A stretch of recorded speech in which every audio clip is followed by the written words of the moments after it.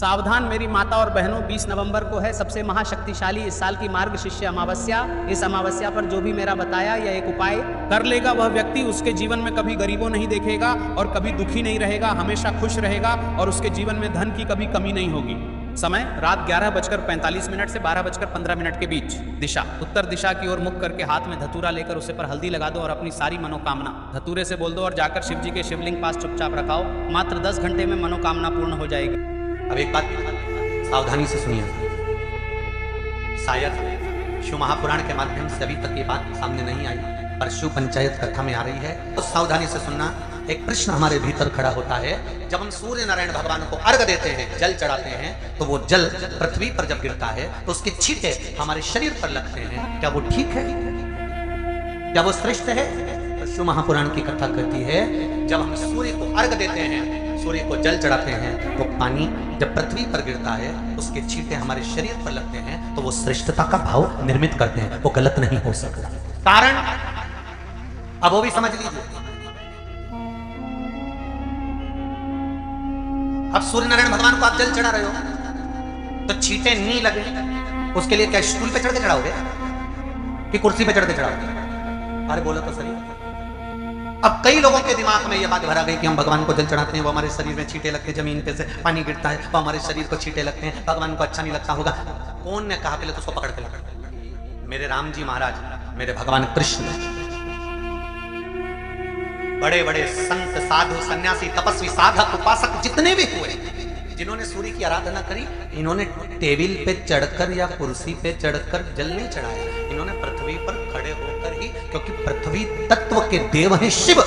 जब हम मृत्यु लोक पर खड़े होकर, पृथ्वी पर खड़े होकर भगवान शंकर का भाग पृथ्वी तत्व को धारण कर कर जल को हाथ में लेकर जब समर्पित करते हैं और जो जल नीचे गिरता है वो शरीर पर अगर लगता है तो हमको उसका आशीर्वाद ही प्राप्त होता है, दोष नहीं लगता। पर लोगों ने इसको विपरीत कर दिया। कि कौन ने विपरीत करा? कई लोगों ने इसको विपरीत कर दिया। कौन ने विपरीत करा? तो जो दूसरे धर्म के लोग होते हैं, जिनको हिंदू धर्म से नफरत होती है और जो हिंदू धर्म की पूजन सेवा अर्चना को समाप्त करना चाहते हैं, वो धीरे धीरे धीरे धीरे कहने लगे कि सूर्य को जल चढ़ाओगे तो शरीर में लगेगा, शरीर में लगेगा तो दोष लगेगा। इसको कह कहकर घर घर में सूर्य को जल चढ़ाना लोगों ने बंद कर दिया कि आप जल चढ़ाएंगे तो दोष लगेगा, शरीर पे छींटा लगेगा, शरीर को ऐसा लगेगा।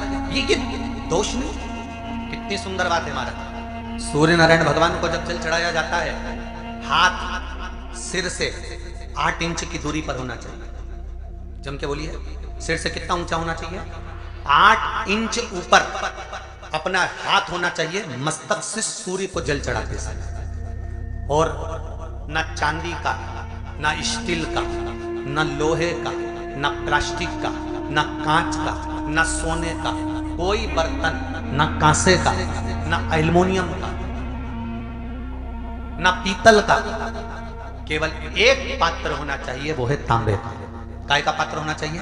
तांबे का पात्र। और सूर्य नारायण भगवान को जब 8 इंच ऊपर तुम्हारा हस्त है और जब हम सूर्य को जल चढ़ा रहे हैं, कैसे जल चढ़ाना है वो भी समझ लीजिए। अगर कोई कैंसर का मरीज है, जिसके चेस्ट में कैंसर आ गया हो, लेफ्ट में राइट में कहीं पर कैंसर आ गया हो, या कोई गठान आ गई हो, तो महाराज आप जल चढ़ाते समय उस जल की धार को सूर्य भगवान को जब चढ़ा रहे हो तो धार आपकी गठान की ओर जाना चाहिए, जिससे सूर्य की किरण उस जल में से आपके उस स्थान पर पड़े, उस जगह पर पड़े जहां पर गठान है। महाराज आप लगातार जल तो चढ़ाना चालू करो, अच्छे अच्छे डॉक्टर फेल हो जाएंगे और कह देंगे गठान ठीक है। आपका लीवर और किडनी गड़बड़ कर रहा है, आप प्रतिदिन आपका स्वास्थ्य गड़बड़ रहता है, आप प्रतिदिन ये ज्योतिष शास्त्र के अंतर्गत, रत्न शास्त्र के अंतर्गत, ये रत्न शास्त्र, ज्योतिष शास्त्र, रंग शास्त्र जो हमारे यहाँ है, रंगों के हिसाब से ये जितने रत्न होते हैं, माणिक हुआ, सोना, मोती हुआ, नीलम हुआ, मूंगा हुआ, पुखराज हुआ, ये क्यों कहते हैं? ये पीला है, ये सफेद है, ये नीला है, ये लाल है। इसको शरीर में क्यों पहनाते हैं? उसका कारण होता है कि जब शरीर में पहनते हैं, सूर्य की किरण उसमें पड़ती है, हमारे शरीर पर वो कलर का इफेक्ट पड़ता है, उस कलर को शरीर पर लगता है, और शरीर पर लगता है तो हमारा शरीर धीरे धीरे, हमारी जो इंद्रियां हैं वो सही होने लगती है, काम सही होने लगता है। तो आप कहते हो ना साहब, मैं कौन सा नक पहनूं, मैं कौन सा मोती पहनूं, मैं कौन सा पुखराज पहनूं, मैं कौन सा नीलम पहनूं, वो ज्योतिष शास्त्र के अंतर्गत, रत्न शास्त्र के अंतर्गत जितने रत्न हम पहनते हैं, ये केवल उस किरण के लिए ही तो पहनते हैं कि जो सूर्य की किरण मिले, उस किरण का प्रभाव हमारे हमारे शरीर पर पड़े। तो इन सबसे अच्छा है कि सुबह शंकर भगवान का नाम लो, तांबा का लोटा में जल भरो, 8 इंच ऊपर सिर से हाथ होना चाहिए, और सूर्य नारायण भगवान का दर्शन साधारण नहीं, जो जल तुम चढ़ा रहे हो वो जल की जो धार आ रही है उसमें सूर्य का दर्शन होना चाहिए, तो कैंसर की बीमारी कभी नहीं हो सकती। लीवर, किडनी, हार्ट, आपके हार्ट में अगर तकलीफ है, डॉक्टर ने कह दिया कि इसमें नस चोक है, आपको कहीं ना कहीं छल्ला डलेगा, आपको कह दिया इसमें कुछ ना कुछ प्रॉब्लम आ रही है, आप सूर्य को अर्घ देना चालू कर दो, सूर्य को जल चढ़ाना चालू कर दीजिए। आप सूर्य को जल चढ़ाओ, वो जल की जो तरंग आ रही है, वो जल जो निकल कर जा रहा है, उसकी जो किरण आपके हृदय पर, आपकी छाती पर पड़ रही है, नाड़ियों में पड़ रही है, नसों में पड़ रही है, उसका बल देखो तो सही। 1 महीना लगातार चढ़ाओ, तो 15 दिन 20 दिन कर तो देखो। क्यों राम जी महाराज जल चढ़ाते थे, क्यों भगवान कृष्ण जल चढ़ाते थे सूर्य को, क्यों दशरथ जी महाराज जल चढ़ाते थे, क्यों कश्यप ऋषि जल चढ़ाते थे सूर्य को, सारे 33 कोटि देवता, सारे ऋषिवर, साधु संत सन्यासी तपस्वी साधक उपासक सब भगवान सूर्य को अर्घ दिया करते थे। क्यों देते थे, किस लिए? सूर्य नारायण भगवान को जल चढ़ाते समय आपके पंजों की एड़ी ऊंची नहीं होना चाहिए, ध्यान दीजिएगा। आपका पंजा पांव का पूरा की पूरा जमा होना चाहिए भूमि पर। हाथ कितने इंच ऊपर? 8 इंच ऊपर होना चाहिए। जल जो गिरे, सूर्य की किरण, सूर्य का दर्शन उस जल की रोशनी में करना चाहिए। क्या होगा उससे? जिस बच्चे को आंख में चश्मा लगा हो, मोटे से मोटा चश्मा लगा हो, छूट नहीं रहा हो, तो थोड़े दिन उसको सूर्य का अर्घ चढ़वाना चालू कर दो, जल में से सूर्य का दर्शन कराना चालू कर दो। सूर्य का दर्शन जल से 2 महीना 2.5 महीना बहुत है, आंख की रोशनी बढ़ जाएगी, चश्मा हट जाएगा। आप कर देखिए।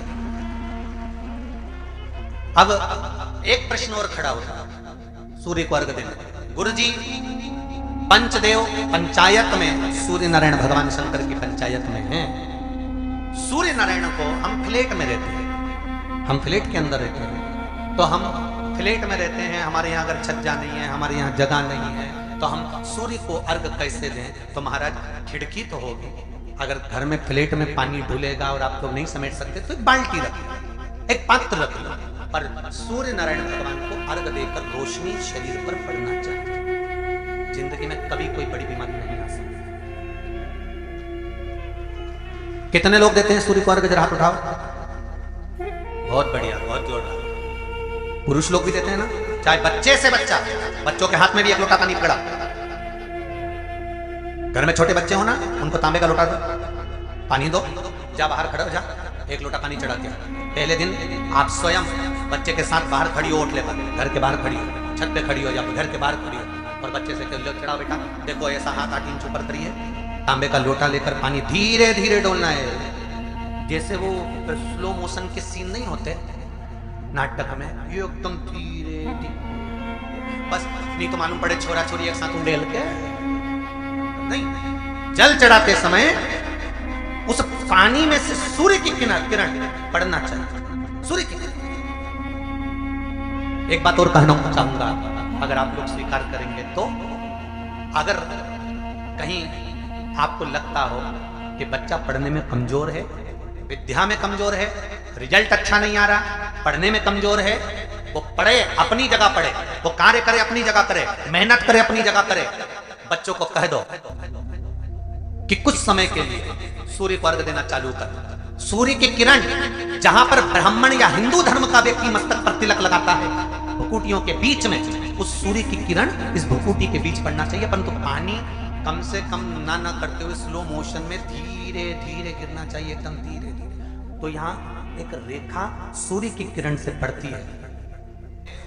सूर्य नारायण भगवान को स्टील के लोटे से या चांदी के लोटे से या पीतल के लोटे से या प्लास्टिक के लोटे से या कांच के बर्तन से जल चढ़ाने से आयु छिन्न होती है। क्या समाप्त होती है? आयु। और सूर्य नारायण भगवान को अगर तांबे के लोटे से जल दिया जाता है तो आयु की वृद्धि होती है, और दिन भर में अगर कोई काम अटकने वाला है तो वो काम का रास्ता खुल जाता है और शरीर की बीमारी समाप्त हो जाती है। शरीर की बीमारी समाप्त हो जाती है। एक नियम बना लो कि हमारे शरीर को, क्योंकि दिन भर हम दुकान पे बैठे रहते हैं, नौकरी में लगे रहते हैं, सर्विस में लगे रहते हैं। अगर मुंबई, पूना, चेन्नई, मद्रास आदि का अधिक बड़ी बड़ी सिटियों में लोग रहते हैं तो उनको ऑफिस जाना पड़ता है। सवेरे से जल्दी उठते हैं, काम करते हैं, दिन भर ऑफिस में लगे रहते हैं। व्यापार करने वाला व्यक्ति व्यापार करता रहता है, नौकरी करने वाला व्यक्ति नौकरी करता रहता है, धंधा करने वाला व्यक्ति धंधा करता रहता है, ठेला चलाने वाला, गाड़ी चलाने वाला गाड़ी चलाता रहता है। घर की माताओं को एक नियम चालू कर देना चाहिए। क्या नियम? क्योंकि जान है तो जहान है। बोलो सही है कि गलत है? शरीर में रोग आ गया, बीमारी आ गई और तुमने 5 लाख रुपए महीना भी कमाया, मान लो, एक सरल भाषा में समझ लो, 5 लाख रुपए महीना तुम कमा रहे हो, 4 लाख रुपए महीना तुम कमा रहे हो और शरीर में बीमारी आ गई। अब वो 5 लाख रुपए तुम्हारे कमाए हुए किसी काम के हैं क्या? हॉस्पिटल में जाओगे, दवाई में, गोली में, जांचों में वो समाप्त होते चले जाएगा। तुमने कमाया किसके लिए था? अपने बच्चों के लिए। मेहनत किसके लिए करी? अपने बच्चों के लिए। परिश्रम किसके लिए करा? आगे बढ़ने के लिए। और मालूम पड़ा कि तुम बीमार पड़ गए, जितना तुमने कमा कर जोड़ा था वो सब तुम्हारी बीमारी में लग गया। तो ऐसा कमाना कोई फायदे का है क्या? कमाओ, दिल से कमाओ, जितनी तुम्हारी कैपेसिटी है उससे दुगना कमाओ, पर उसके साथ एक काम चालू करो कि तुम अंतिम क्षण तक, जब मौत तुम्हारे दरवाजे पर आए, तुम्हारी उम्र जब पूरी हो, तब तक भी तुम बीमार नहीं पड़ो। उसके लिए एक काम चालू कर दो, हमें तांबे के लोटे में पानी भरना है, सिर से 8 इंच ऊपर रखना है, सूर्य को अर्घ देना है और जो पानी नीचे गिरेगा उस पानी में से सूर्य का दर्शन करना है। वो पानी जब हमारे शरीर के इस हृदय रेखा के सम्मुख से, इस कपाल रेखा के बीच में से, मध्य से उस पानी की धार जब सूर्य की किरण देगा तो हमारे शरीर में कोई बड़ी बीमारी, ना कैंसर, ना लीवर, ना किडनी, कोई अटैक पटैक आ ही नहीं सकता। मेरा बच्चों से भी निवेदन है कि आप अपने पापा से कहो, आप अपनी मम्मी से कहो, और बड़ों से निवेदन है वो अपने बच्चों से कहो। बुजुर्ग माताओं से निवेदन है, अगर आप अपने बच्चों को सुखी देखना चाहती हो, बीमारी में पैसा नहीं लगाना चाहती, आप अपने बच्चों को अंत समय अपनी आंखों से उसको तड़पता हुआ नहीं मरना देखना चाहती, तो सूर्य को अर्घ देना चालू कर दो। क्योंकि सूर्य की किरण जल के साथ जब इस शरीर पर पड़ती है तो शरीर में कोई बीमारी टिक ही नहीं सकती। ये श्रीमद् विष्णु महापुराण की कथा है।